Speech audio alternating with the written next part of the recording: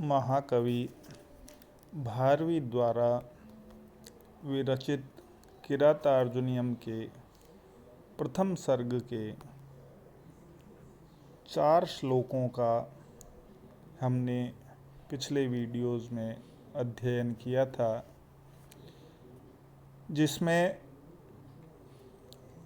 वनेचर वेशधारी ब्रह्मचारी वेशधारी वनेचर, जिसे राजा युधिष्ठिर ने गुप्तचर बनाकर राजा दुर्योधन की राज्य व्यवस्था की जानकारी लेने के लिए भेजा था, वह वनेचर राजा युधिष्ठिर के पास समस्त जानकारियां लेकर उपस्थित होता है।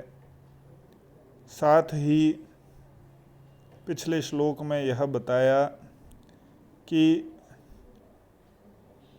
राजा को चाहे बात अच्छी लगे या अच्छी न लगे, गुप्तचर का यह धर्म होता है कि वह अपने राजा को किसी भी प्रकार से धोखा न दे।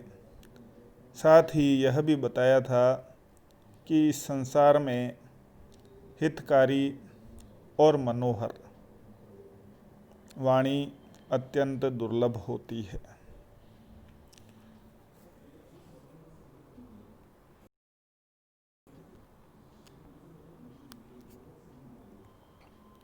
अब इस 5वें श्लोक को यदि हम देखें तो कहते हैं,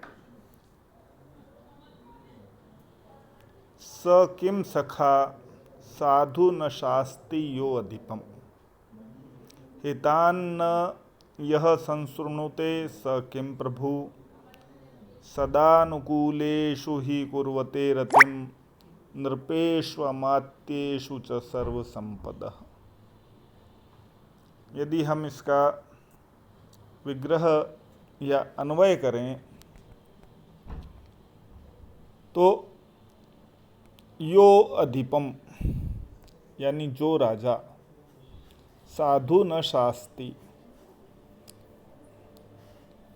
यो अधिपम साधु न शास्ति, यो यानी जो सेवक या मंत्री, अधिपम यानी राजा को साधु न शास्ति, भली बात का उपदेश न दे सके या अच्छा परामर्श न दे सके, स किम सखा,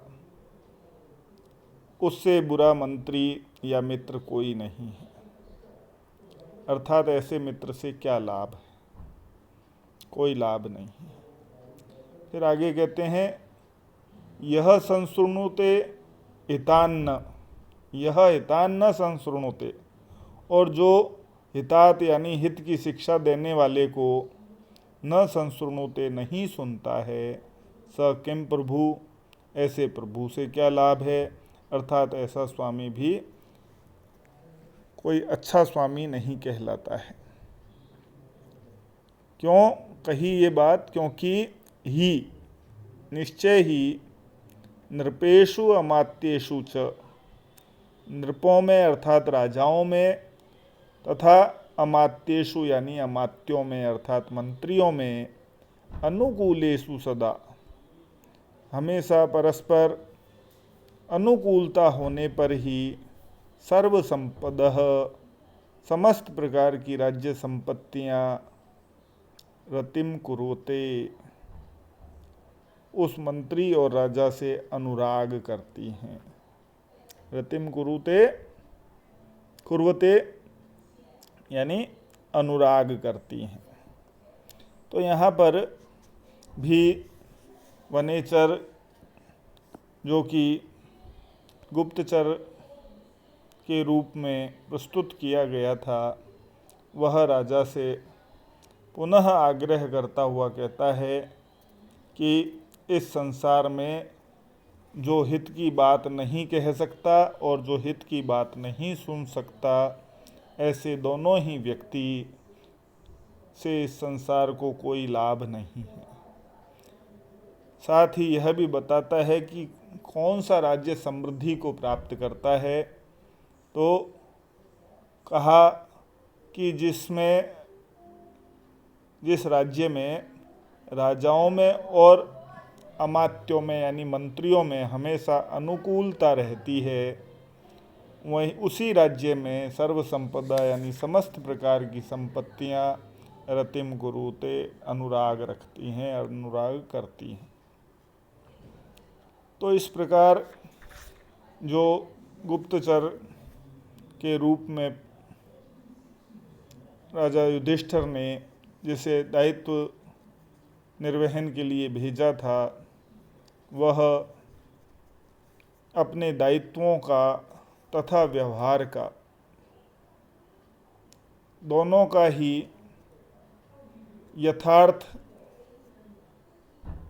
प्रस्तुत करता है और राजा से आग्रह करता है कि आपका कर्तव्य है कि आप मेरे द्वारा कही जाने वाली साधु अथवा असाधु, पिछले श्लोक में कहा था कि साधु असाधु, साधु अच्छी लगे या बुरी लगे, आपको उसे शांतिपूर्वक ध्यानपूर्वक सुनना चाहिए।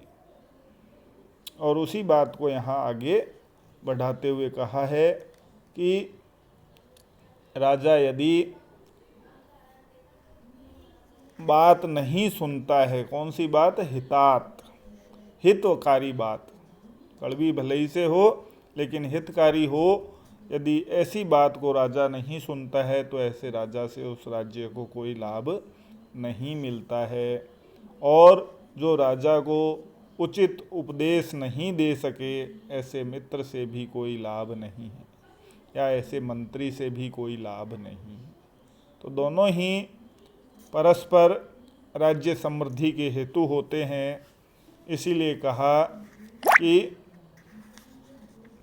राजा में और मंत्री दोनों में ही राज्य की समस्त संपत्तियां अनुराग करने वाली होती हैं। तो इस प्रकार से यहाँ पर बहुत ही सुंदर तरीके से भारवी की यह विशेषता है कि शब्दानुचयन और शब्दों के अर्थ का गौरव उनके द्वारा निरंतर प्रस्तुत किया जाता रहा। इसीलिए गौरवमयी बात वनेचर के मुख से कहलाकर कवि अपनी अर्थ गौरवता को प्रमाणित करना चाहता था। इस श्लोक में वंशस्थ छंद का प्रयोग किया गया है। वंशस्थ का लक्षण जैसा कि पूर्व में भी बताया गया था, जतौ तु वंशस्थम मुदीरितम जरऊ। अब व्याकरण की दृष्टि से यदि देखें तो